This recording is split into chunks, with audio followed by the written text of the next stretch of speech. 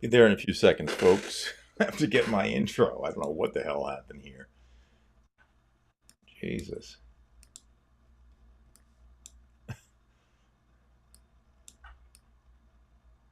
All right.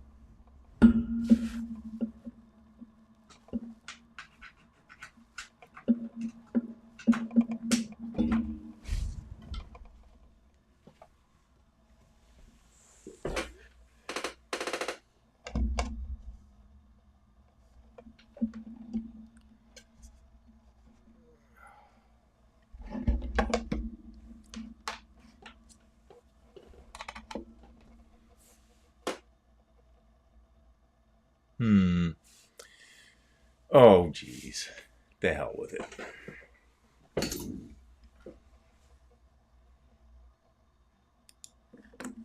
Yeah, I don't know what's going on, folks. What usually works isn't working. It's not recognizing something.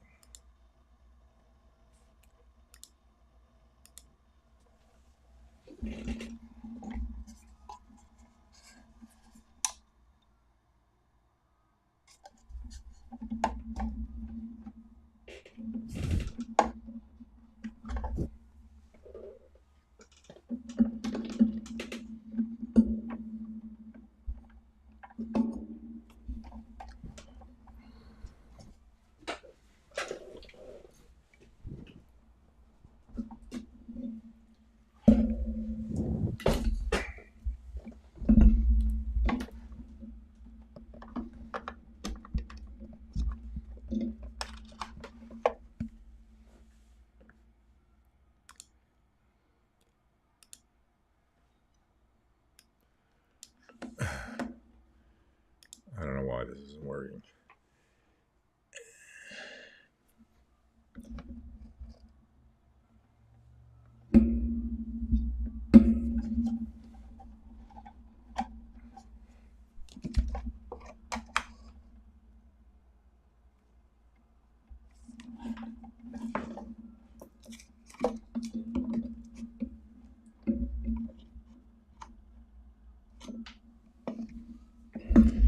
Give me another minute, and then I will say forget it, and I'll do what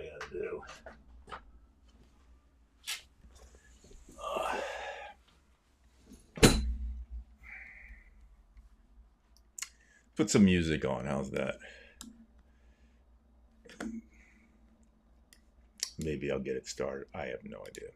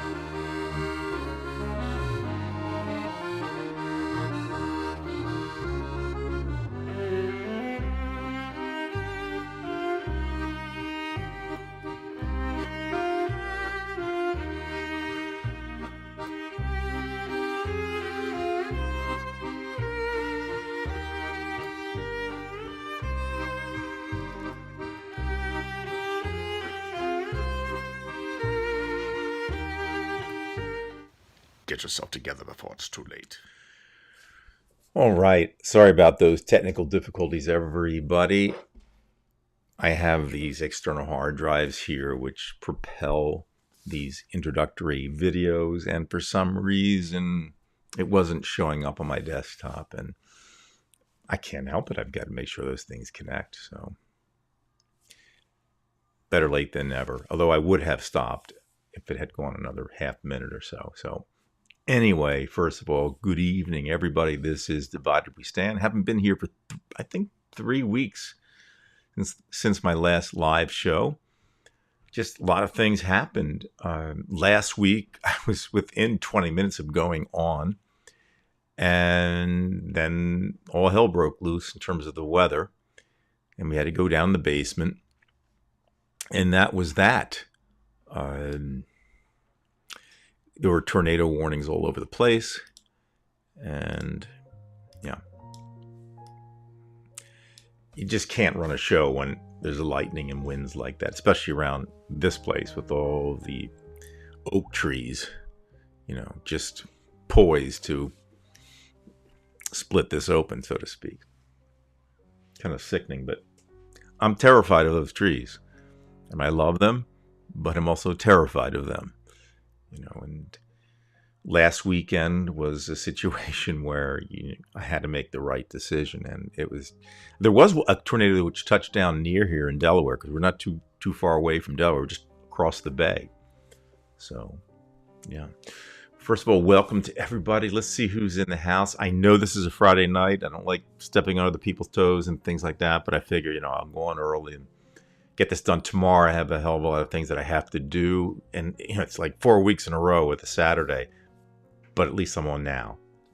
So that should be helpful. Anyway, Karen, good to see you. Hope all is well with you.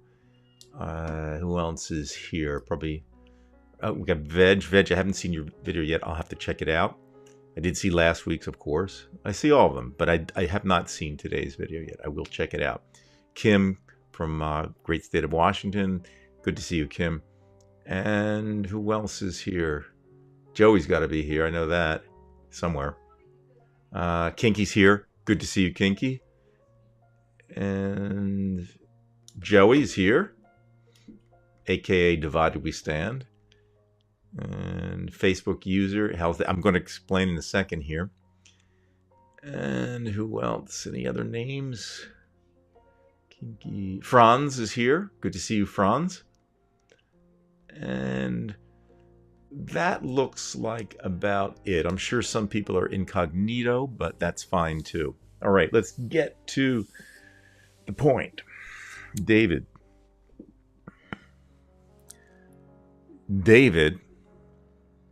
had to have emergency surgery 2 days ago. He had 2 arteries to his heart completely blocked, 100%.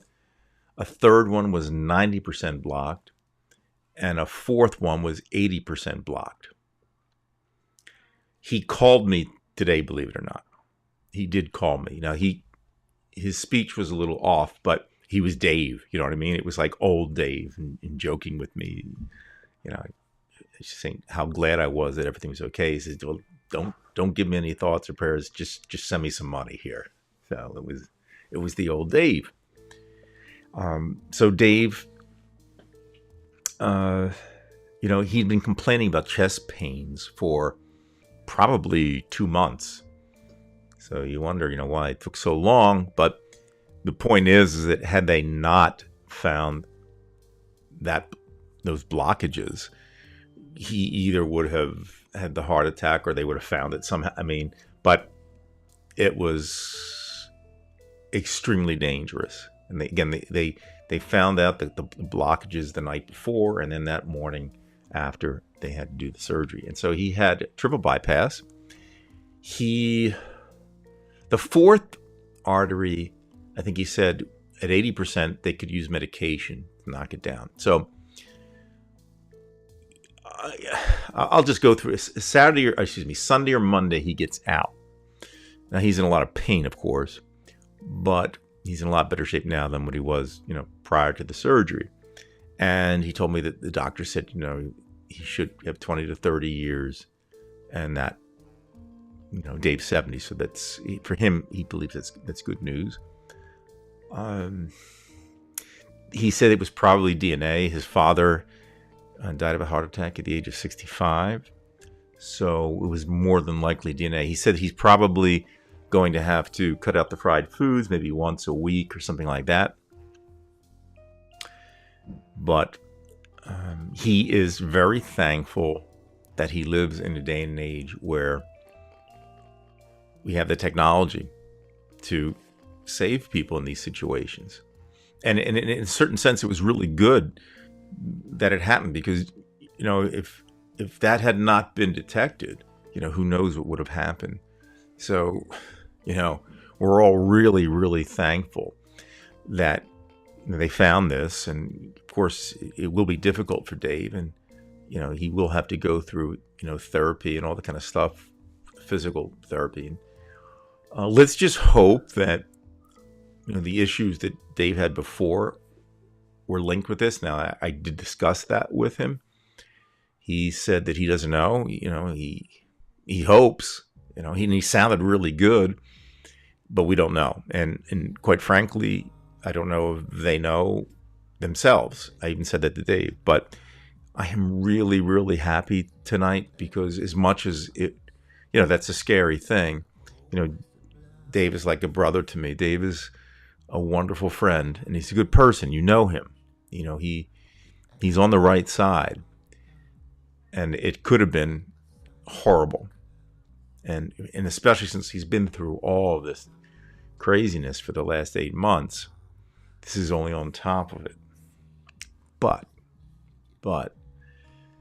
all in all, it was a good thing, because with 100% blockage for two arteries and 90% in another, and when you might say 80%, well, they have medication, that's still a lot. And he has a history in the family of it. So it's good news, and thankful that, he does live in an age where, the technology and the medicine can help him live a normal life, and hopefully come back on the show and he'll tell us all about it. But I think, as much as it was kind of traumatic for Ronnie and I to get the news, we're cautiously really happy for Dave. And I'm sure you are too. So, when will he come back for the show? I don't know. We have to make sure the other issues are dealt with. But this is the main issue right now. Again, it was a shock to me, as I'm sure it was a shock to him.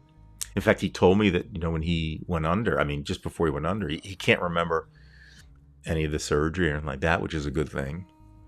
But he seemed in very good spirits today, and the fact that he called it was a great thing. And he sounded like himself. He sounded tired, but he sounded like himself. So that's the news, and it's big news. And I know you're all concerned, but I think we have something positive to think about, with Dave.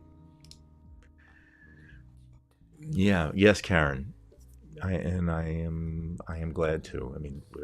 I was really so happy when he called, because I knew that something good had happened if Dave called. And I'm only hoping that this surprise situation, hey T-Bone, this surprise situation will perhaps help him, with the other issues. Again, I'm not a physician. I don't know. I don't know anything. But if that was it, then that was it. If not, then we just continue with what we have to continue with, right? And I dare not even bring up politics with Dave. I could have, but tonight was, when I spoke with him, it was just about his health.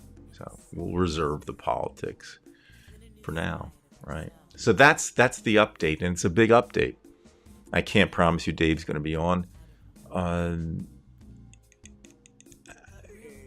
anytime soon. But at least we have some good news. Yes, Joey, a Cherry Hill teacher, Tom Longmore, he died. I knew him a little bit. Joey knew him a lot better than I did. Gary, he sounded great yesterday. I can identify we belonged right.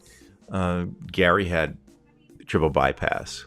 So, yeah, he certainly can identify with that. So, yeah, serious stuff. Damn it, no rest for the wicked. Gotta go, guys. Take care. Love you too all. Thank you, T-Bone, for showing up. Appreciate it. And we hope to see you again. You have to come on the show. All right. So, speaking of wicked, a wicked week in politics. And we know that Trump was arraigned in New York City. And then, as soon as the arraignment is done, hold on for a second, folks. I got to close the door over here. Be right with you. My culture, my family, what I eat, with whom I sleep, what I believe religiously. Am I defined by my past? Okay, back. All right. Yes. So, of course, Trump was arraigned. You know that. I know that. Everybody knows that. And then we know when he went to Mar-a-Lago, knowing that he's supposed to kind of shut up about things, and then he just ratcheted it up. Well, you would think that would have been the number one story for the week. But no, there were other things, and especially Tennessee. So we'll talk a little bit about that.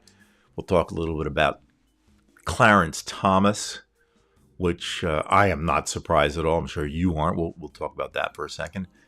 I think I want to start off about as low as one can get, but there is some hope in this, and that is the city of New York. You may remember I showed a clip of Ted Cruz at a Yankees game, and somebody went off on him.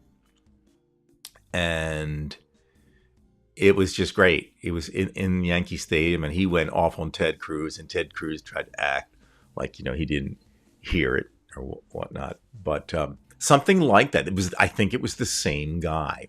So I'm going to show you a clip. It's about 3 minutes long, but you're going to see, if you haven't seen it already, it's fantastic. But I think it's important to see.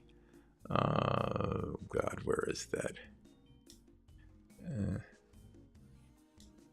Yeah, okay.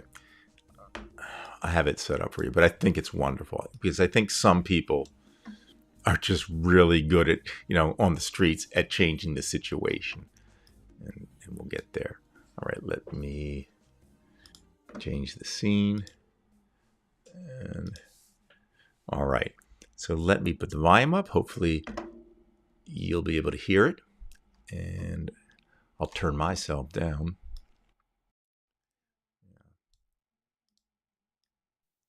Here we go.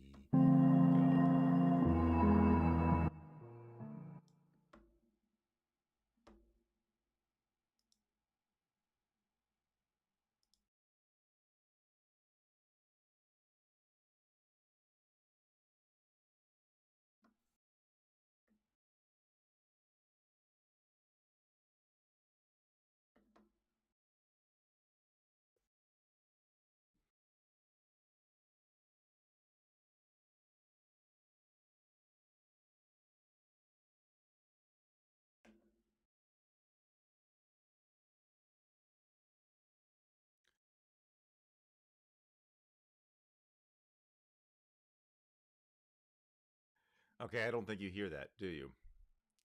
Yeah. Give me a second here. Check.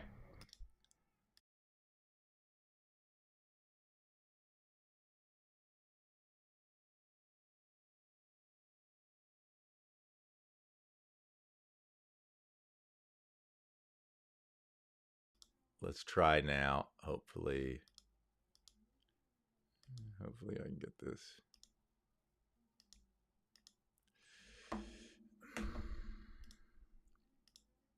I'm here to protest and use my voice and take a stand. Every American should take a stand. This is what happens in communist countries, not the United States of America. We have to take a stand against the injustice, the corruption, and the communist Democrats who are taking our legal code and twisting it, manipulating it, and perverting it into something it was never meant to be. Donald J. Trump is innocent. This is election interference. The DA, Alvin Bragg, is nothing but a George Soros-funded tool. He is a tool for the Democrats to try to hijack the 2024 presidential election. This is a travesty. You animal, you! Go back to the farm, you animal! They're looking for you at the sanctuary! You filthy animal! You QAnon lunatic! Hit her with the space lasers! Blast her with the fucking space lasers! Get the fuck out of New York, you racist, sick, filthy, infected animal! Get the fuck out of here! Just walk me. Go back to Georgia! That's what children did.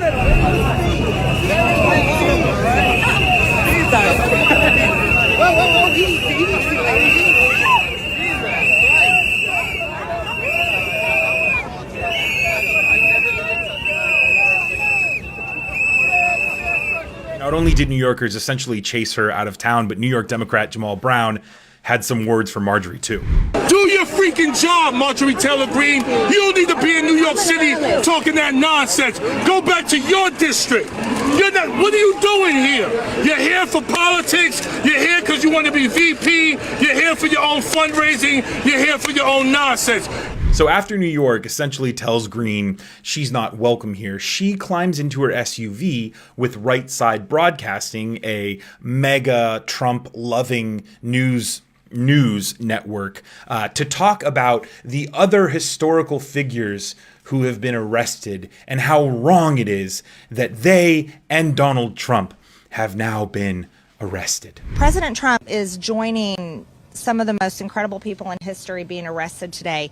Nelson Mandela was arrested, served time in prison. Jesus was arrested and murdered by the Roman government. There have been many people throughout history that have been arrested and persecuted by radical, corrupt governments. And it's beginning today in New York City. And I just can't believe it's happening, but I'll always support him. He's done nothing wrong. That's right. That's Marjorie Taylor Greene comparing Donald Trump's hush money payments to a porn star to Jesus and Nelson Mandela. Like, you can't make this up. It really can't get any more embarrassing, except... Okay, let me go back to my original scene, if I can get there.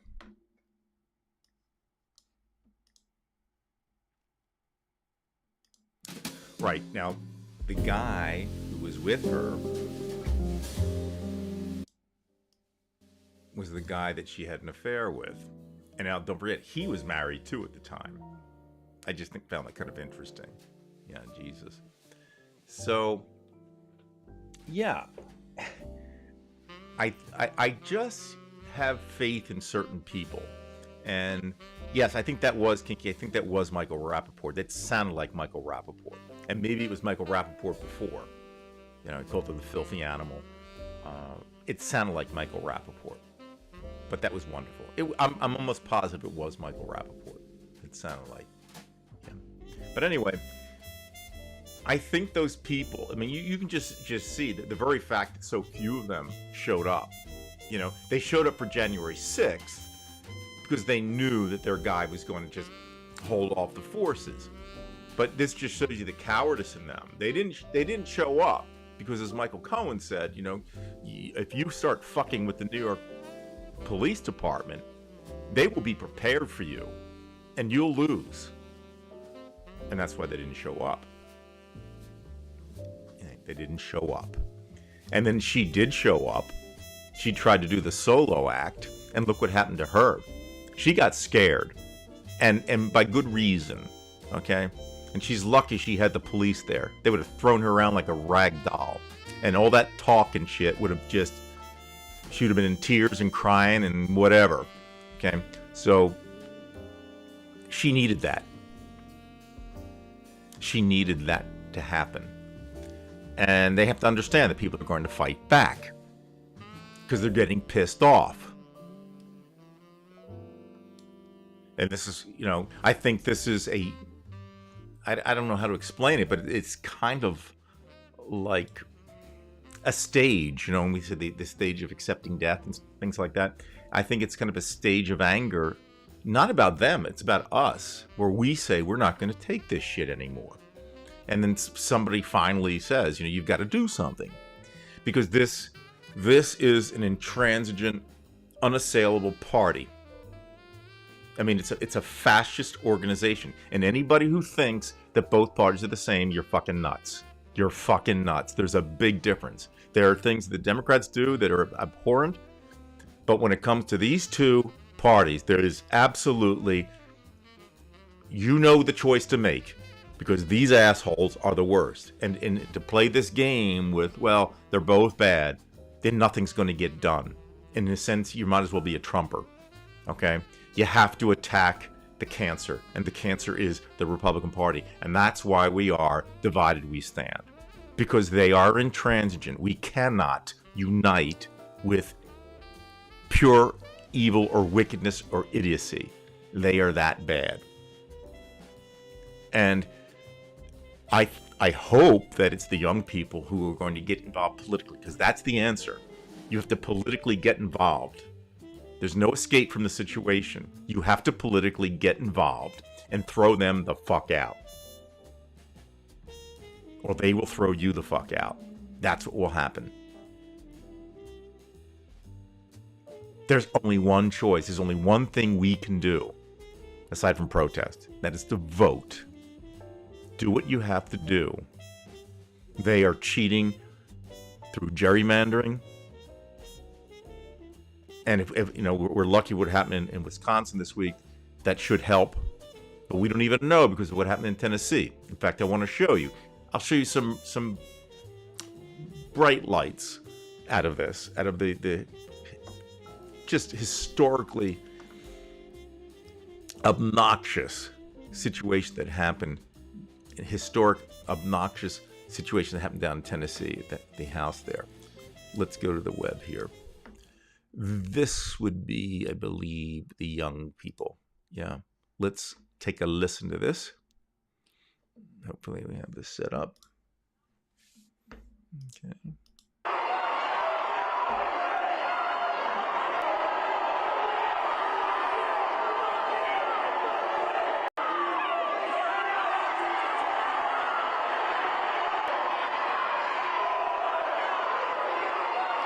Now remember, these are the young people. They're protesting gun violence.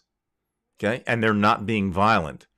They're confronting these bastard Republicans who just want to look the other way, literally. Being denied their right to go upstairs. There's plenty of room, but they won't let them upstairs.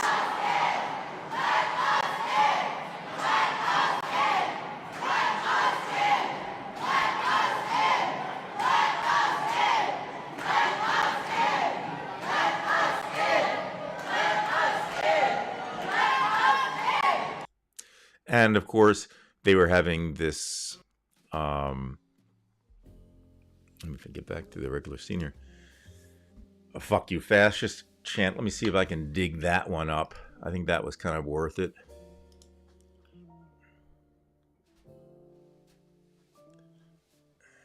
You can find all this on Divided We Stand, folks. If you're new to this channel, this is Divided We Stand on YouTube.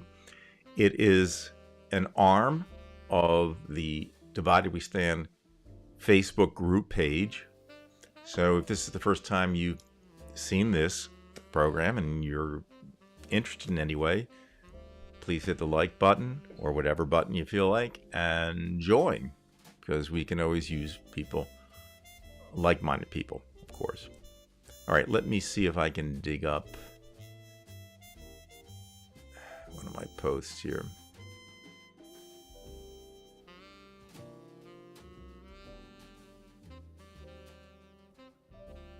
It's funny, I'll post something and then, 2 hours later, you can't even find it.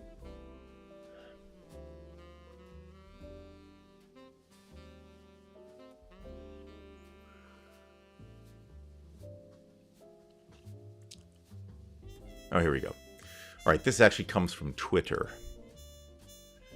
but well worth looking at. Okay, go here. And let's get some bomb. This was posted by AOC. Fuck you, fascists! Fuck you, fascists! Fuck you, fascists! Fuck you, fascists! Fuck you, fascists! Fuck you, fascists! Fuck you, fascists! All right. So this has all been good news tonight, whether it's Dave or through politics. When you have a group of young people who normally would sit out the election, and now you see them getting involved, there's a real reason to get involved. Okay? You have 2 state representatives who were expelled for taking place in a peaceful protest. They could have censured them. That's up to them. But what they decided to do was expel them, and they just both happen to be African American. Now, I'm not surprised at that in Tennessee. But I think out of this, a lot of good will happen. And those kids were pissed. And as I said, none of the problems get solved unless it gets solved politically first. I learned that as a lesson back in college. I remember I took political science just as an elective, and I don't even remember what we were talking about at the time, but it was around 1980, right after the situation with Iran and the 444 days with hostages. We had one from Bowling Green who was a hostage at the time. But getting to the point, the professor, I forget his name, he said, nothing's going to get solved at a protest level until it gets political. You have to be political to get this done. And it is of no use to just give up and say, both parties are the same. No, there's bad and there's double shit. You know what I mean? And this is the way things are going to get done. So, if we want this to end, at the very least, we've got to go out there and vote. And we saw what happened in Wisconsin with the Supreme Court justice elected there. Hopefully that will stop some of the gerrymandering. They could probably expel her too. They could impeach her, I believe. And don't forget, the Republicans will do something like that. But in any case, it shows a shift where some people say, this is just too radical. There are enough now that we can cream them. And the worry is the worry that Joy Reid mentioned. That is that they know the demographics, just like Putin knows the demographics in Russia, how the population is going down. But they know the demographics. The Republican Party knows the demographics.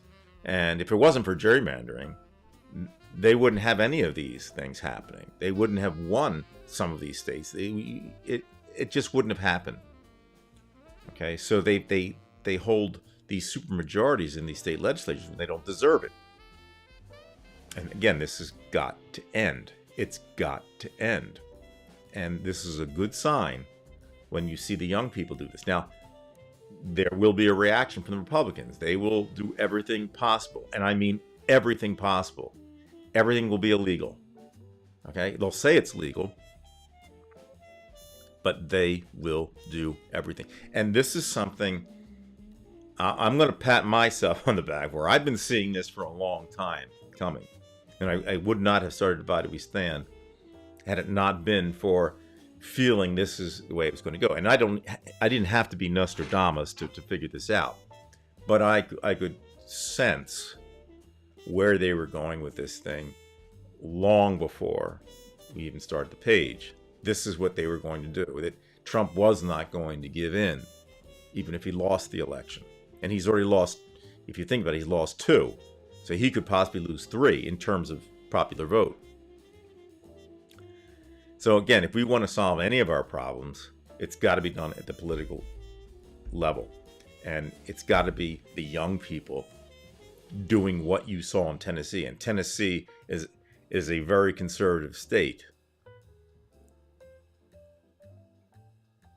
But when you see something like that, you start having faith in people because you're seeing people of all color there. And that's a good sign. A united group.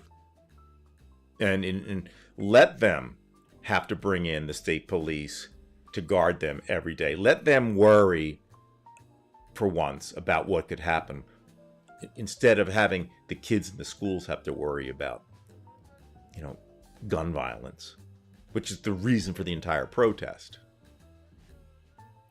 So I feel good about what's happening in Tennessee. I think as much as we don't like what happened, the consequences of what happened should help us because this can catch fire. This can catch fire. If we see that, if they're going to be intransigent, keep protesting and keep showing them the young people. And then they're going to get the message. And every time one of these son of bitches like MTG comes to New York or any other blue state, everybody should show up. Everybody should be a Michael Rappaport and call her a filthy animal. That's what she is. And she may be guilty of a lot of other things too for January 6th. We don't know for sure. But if I had to guess or suspect anybody in government for actually trying to do something about it, she would be on the top of my list. You cannot know how much I hate her. She is one of the worst human beings on the planet at this moment. And she's stupid too, which makes her even more dangerous. But she will make her mistakes. All right, another guy that we need to pay attention to. Clarence Thomas, another winner. So, I know you're not surprised, but Clarence Thomas apparently was sent on this trip by a billionaire GOP fund giving son of a bitch. Okay. Probably a $500,000 trip to Indonesia. Let's check this one out. Again, this guy just doesn't surprise me. And then and by the way, the Supreme Court justices rarely ever say anything on their own, you know, especially if it has nothing to do with any cases out there. But somebody nailed him, and he had to come out. And then he said, "I didn't know that this was that." Let's check this out. He's a real winner, this guy. How do I know you'll be good enough for my son? You see, he enjoys the finer things in life, like his Old Spice Gentleman's Blend Lavender and Mint Body Wash that gives him impossibly smooth skin. Oh, I see that you enjoy the finer things in life, too. No Is sale. that lavender I smell? Oh, well, It's okay. I use this body wash, too. Really? Skip ad. You used all my Old Spice body wash? what makes you think so? She did it. A brand new report is raising some serious questions about Supreme Court Justice Clarence Thomas and the lavish gifts that he reportedly accepted from a GOP mega donor. ProPublica says that the luxury vacations from billionaire Harlan Crow were never disclosed. And according to these ProPublica, these are photos of Clarence Thomas and his wife, Ginny Thomas, with Crow and others during a trip to Indonesia back in 2019. The report says that the Thomases flew on Crow's private jet to Indonesia for the 9-day luxury vacation, one that they say is valued at more than $500,000. Now, ProPublica goes on to say that the extent and frequency of Crow's apparent gifts to Thomas have no known precedent in the modern history of the United States Supreme Court. And just minutes ago, Senate Majority Whip Dick Durbin had this to say, quote, "The ProPublica report is a call to action, and the Senate Judiciary Committee will act." CNN Supreme Court reporter Ariane DeVogue is joining us now with more on this very eyebrow-raising story. So, Ariane, how unprecedented is this really? It's unheard of at the Supreme Court. This ProPublica report really detailing these lavish trips that Justice Clarence Thomas took and that were paid for by this mega donor. And trips, like you said, New Zealand, Indonesia, on private jets, private yachts, at private resorts. But what's really important here is to put this into context, because it comes as the Supreme Court right now is under this white-hot spotlight where more and more people are thinking that the court is becoming more political, less a judicial branch, more like just another political branch. And you see Congress right now, it's moving, it wants more ethics disclosure. He himself, Thomas, is arguably the most conservative member of the court. And of course, his wife, Ginny Thomas, came under fire several months ago for texts that she sent to members of Trump's team in an effort to overturn election results. So this is all coming when the Supreme Court is in the middle of this swirling. Right, and let's go back to the regular scene here. So I'm sure you're not surprised. It just makes us infuriated because you kind of know that people like Clarence Thomas will do these kind of things. You kind of just know that Ginny Thomas put some pressure on him, even though I have no evidence. But it's now so obvious, and it seems like the courts, like especially with Trump, like you got to have him say exactly what they say. Like they have to actually say it on tape. I'm asking you for these 11,000 votes, even though I know it's illegal. Like you got to say everything to be convicted now. When it's so fucking obvious, the circumstantial evidence does lead up to the truth. And I'm sick of it, because what does a guy do? Does he talk like a gangster, and kind of avoid certain words so they can get away with it?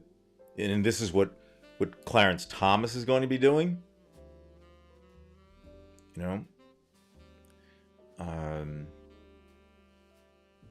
it's sickening. There's no sense of logic anymore. I mean, you don't want to throw somebody in prison just because you think they're guilty. But something on the other end bothers me, that you can use this gangster's language to avoid prosecution. And then now, with the judge dealing with the Trump trial in New York, he donated $50 to Biden, which should not affect the trial, but Trump's going to keep pushing that. And then they put his Donald Jr. put his daughter's picture, the judge's daughter's picture online. So they try to threaten people. They're trying to threaten everybody. And this is what gets worse, folks. This is why I say we are at critical mass, and we've been there. But, what does it take for people, not you folks, but what does it take for people to realize that? You cannot sit back on this. So, it certainly is a divided country, but the way it's divided, let's remember, it's not 50-50. It's more like 57-43, something like that. And with the young people, because it really is their earth now. Everybody watching this show, we've lived our lives, though we like to keep going, it's their turn. Okay? And we didn't really help them all that much. I mean, we individually, I know I did, like the newspaper recycling in the 7th grade, and I've been part of the protests and all that, but there's more that they deserve. We've really screwed this up, and our parents screwed it up, and their parents, and sooner or later somebody has to do something. So they're going to have to do something, and they're going to have to take it from us. And what I'm saying is, yes, let them do it, because they're going to know. You see the young people in Paris, or just in France in general, with the Social Security there going up in age. It was once 62, now 64, and then it's going to go all the way up to 67 in certain cases. That's how they get you. They got me. I mean, it used to be 50 years ago you could retire at 65. Now I have to wait till I'm 67. And they grandfathered in, so one group's kind of okay with it compared to the other. So I have to wait till 66, so I'm not going to fight too hard on this. The other guy has to. Well, we can't take that. I should care about the young people. Perhaps having to wait till the age of 70 to get their Social Security. And you're going to hear some motherfucker from the Republican Party say something to the effect that, oh, well, they're living longer. Not really.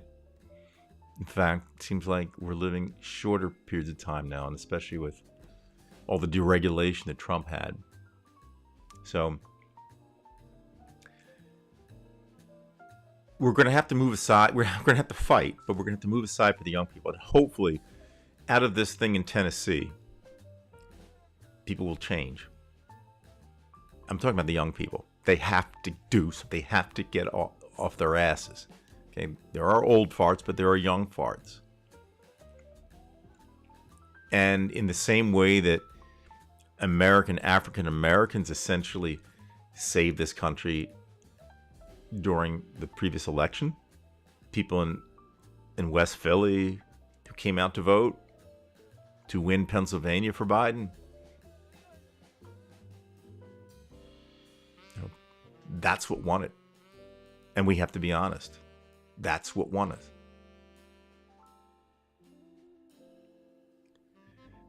And you have to care. You have to care, and you have to be pragmatic. And I've been saying that all my life. You know, you have to be pragmatic. It's not this or this. Well, this is kind of a way in politics with, you know, the choice. I mean, we know that there's a lot to be desired in the Democratic Party. But, you know, we're not negotiating with simply two people. There's so many different pressures left and right, and to try to get this thing done. Especially when you have people like Kyrsten Sinema and this other woman. I don't know what the hell was with her. I'll have to show her. You know, let me go to the web with that, because I think it's worth it. There's your buddy Clarence Thomas. I posted that. And by the way, for those of you who are new to this, I am now scrolling through the Divided We Stand group page on Facebook, which we ask that you become a member of. It. We do have some rules. You know, you can't start saying, way to go, Trump, and you can't certainly keep banging on Biden, which you can, but you can't do it to the point where all you're doing is hurting us. Okay? If you want to take a shot at Biden, well, you better take 10 at Trump, because that's where most of the trouble is. Oh, here's another one. This Kimberly Gargoyle. I mean, she apparently was part of some sexual suit at Fox. You know, she's a real winner, but I'm not going to get into her. She doesn't deserve much of it. This guy, we can pass by him. Oh, here you go. Okay. This, I can't tell you. This is what really makes me angry. Okay, so hopefully I've got this in the scene here. Trish Cotham. Okay, so she runs as a Democrat. Okay, and everything she talks about is very Democratic and liberal.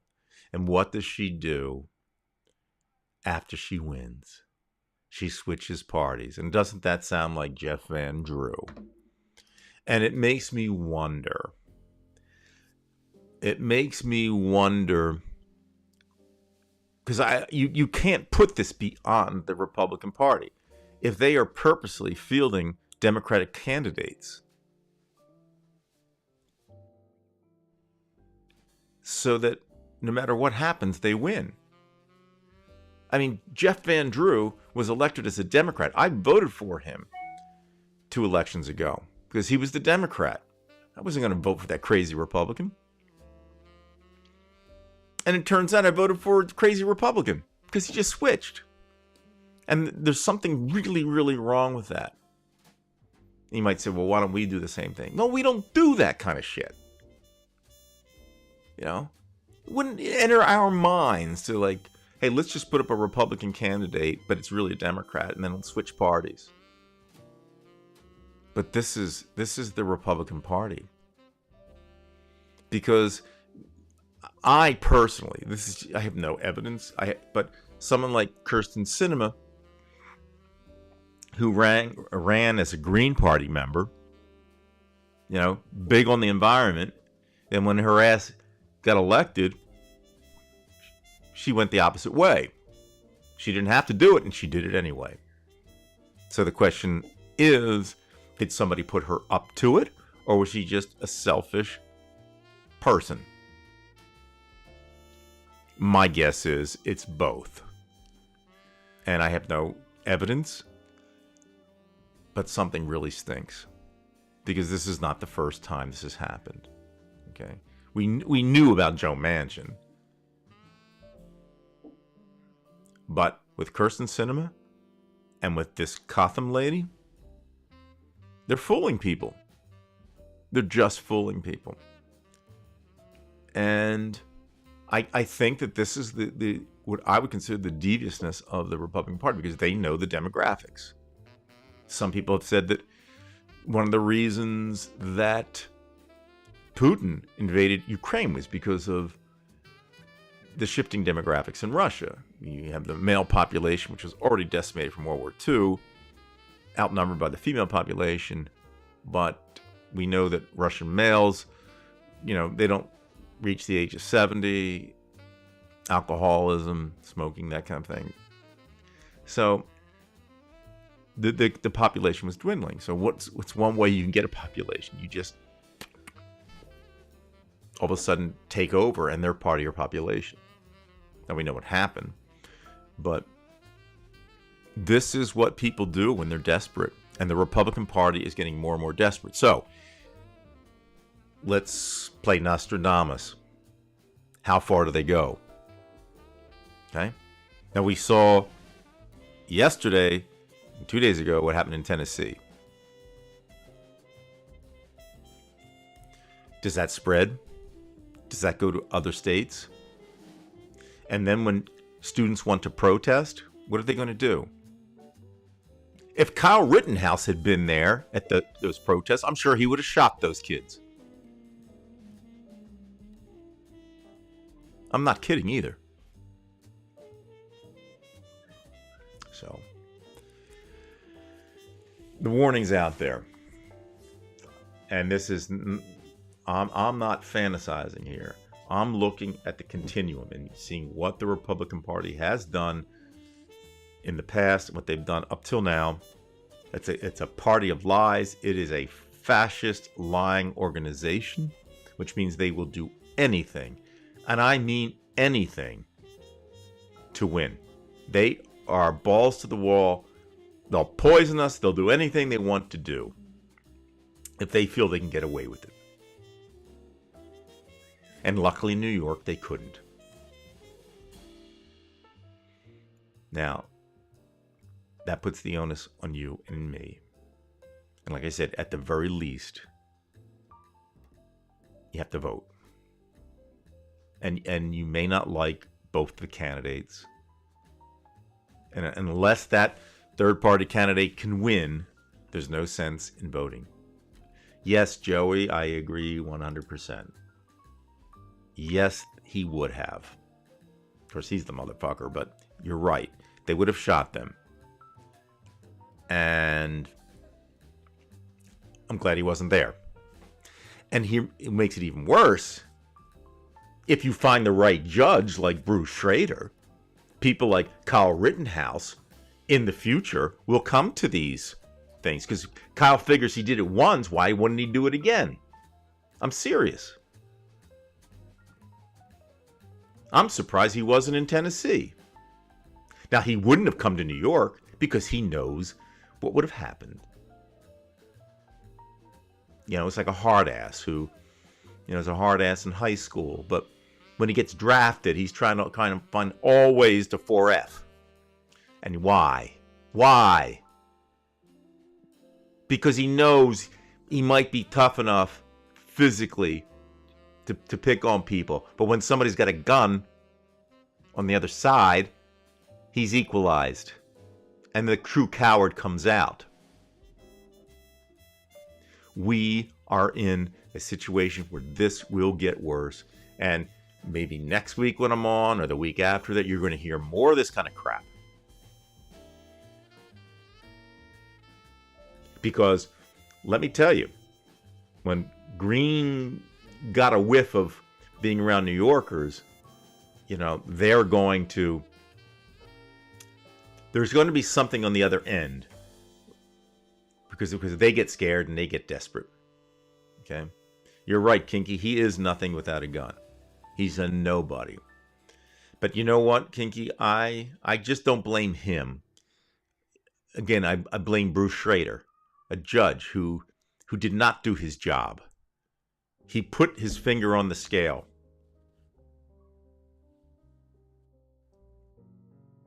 See you, Karen. So here we are. We're living in a time where, not only are we going through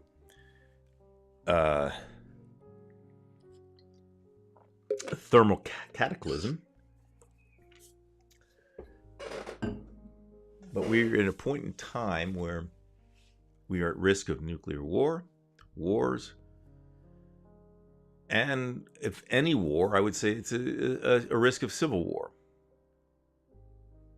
It gets worse. It absolutely gets worse. And you have to do something. You have to go out there and vote. That's the only thing you can do. Protest or vote. I did my couple of protests in Mays Landing, New Jersey against Jeff Van Drew. I did one, at the post office, trying to support the post office against DeJoy. It might be good for you just to get out to it. I know if you live in Canada, it's a moot point, but you may have your own issues. Maybe, there's the Doug Fords of the world you want to deal with, because it'll happen there too eventually. Or maybe it won't. You guys seem like you have more sense up there. But I'll end tonight by saying, and I'm going to be positive. I'm going to be positive. I'm not going to say we're fucked. I'm not going to say that tonight. Because we had some good news about Dave, and things have been real bad for him. But thankfully, they caught it. And if we work together, we're going to have to work with the young people and show them our support. We've lived our lives. If you're over 40, you've lived your life. I mean, you want to live longer, and fine, but those teens, we owe them something, because they won't have shit if we don't help them out. We've got to be positive. And as they say, this the slogan for Nike, just do it. You have to do it. You can't talk about it and stare at the piece of trash and say, what have they done to this earth? Pick the fucking thing up. Excuse my language. You have to do something. And if you really care, you'll be willing to risk your life on it if you have to. If you have to. Mr. AK was out in the nearby woods on Good Friday. Usually it's Sunday. So much for those Christian guys. Right. Well, Gary's talking about Mr. AK, 15 or AK-47. We have people who just have to put holes through deer every Sunday morning. It's disgusting. In a nearby town, there is a church, and right next to the church is a place called Butch's Gun Shop, which is kind of ironic. The church and the gun shop are right next to each other. In a certain sense, the NRA has co-opted the Christian religion. They have made guns a part of things. It's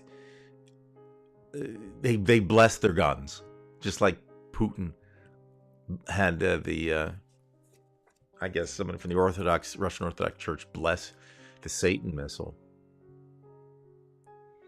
Yeah. Geez, don't things change over a lifetime? Everything you thought was true was untrue, and everything that was untrue was partially true. Yeah. What can you say? But, like I said, before I sign off here, I'm going to be positive. Those kids are willing to do something. Okay? They're doing something. And that's a hell of a lot more than not doing something, just complaining about it. You've got to do it. So, expect the worst. It can happen. And I expect the Republicans to get worse and worse and worse, where we're just like, oh my God, I can't believe they did that. Well, no, anything's possible. Anything you can think of that they will do, they will do. Because they'll convince themselves that it's okay. And it's not okay. And they are wrong. They are very wrong. They are wicked and evil, however you want to say it. It just, to me, they don't make any sense. And when people start not making sense, they become a danger. Ignorance is violence. And this is what you're seeing. And the more ignorant they get, and the more power you give the ignorant, the more violence you are going to see. And one day, if you don't do something about it, you will be on the wrong end of that violence, as two people were when Kyle Rittenhouse played with his toy.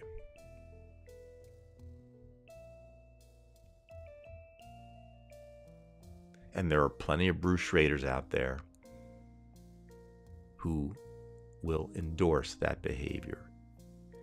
So whether it's you or the two guys, it was in Wisconsin, it won't matter. They won't care about you. They don't give a damn.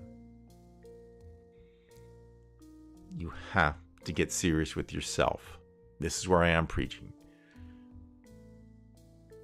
And say to yourself, this could get ugly, but it's worth it. There's some things that are worth dying for and some worth living for. And these people are evil. They are absolutely fucking evil. And it's not funny. MTGG is not funny. None of it's funny. I can't even watch Jimmy Kimmel or Jimmy Fallon. They're very funny and they're great. But I can't even watch it anymore because I can't make fun of just plain stupidity, ignorance, and violence. And when it's endorsed by many churches, very few synagogues, but you've got people like who's that guy, Levine or Lewin or what? The guy that's on Fox, that fucking nut. I can't remember his name. Every religion has its crackpot. Okay, I'm not here to point fingers. I'm just showing. It's sickening. All right. So in one way, we have to stay positive this week, folks. Yes, we know there's a lot of shit that's going to happen between now and next week, and the next week, and the next week. But the good thing is that people like you and me who care, and like those young kids. And if it turns out we go down with them. I'm not having a call to violence at all. No, I'm just talking about peaceful protest. And if it gets to the point where things get ugly, then we shut down the businesses. And in other words, we don't work. Nothing gets done until you start getting the picture. And we're talking about the Republicans. They have to be in pain. They have to feel it.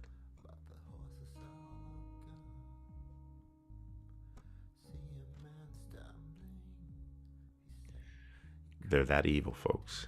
And I'm not exaggerating. Okay? It's worse than you think. Yes, Anthony, you're absolutely right. Peaceful protests. We can't outgun them. You know, I mean, you can leave the military to do that. And by the way, with the military, there were some leaks on some computer game site. I forget the game where you build cities and all. I don't know what the hell it's called, but they're giving away some of our plans, or some of the not the plans, but some information to Ukraine.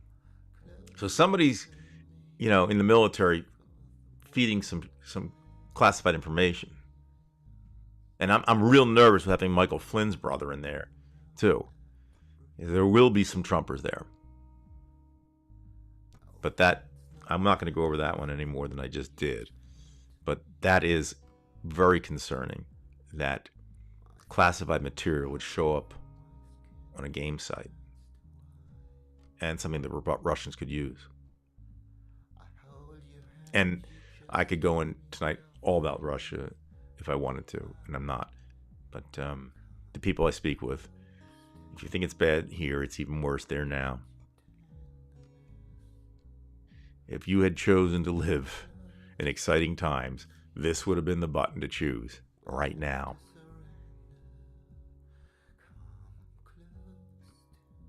Yeah. All right. Let's try to be positive, okay? We're not fucked yet. Let them be fucked, not us. Okay? There's one saying, religious saying, that's really bad. It's actually from, I believe, from the New Testament. It says, the poor will be with us always. Well, if you are a champion for the poor, why would you say something like that? That's giving up. So I say, the poor will not be with us always. Yeah. See you next week.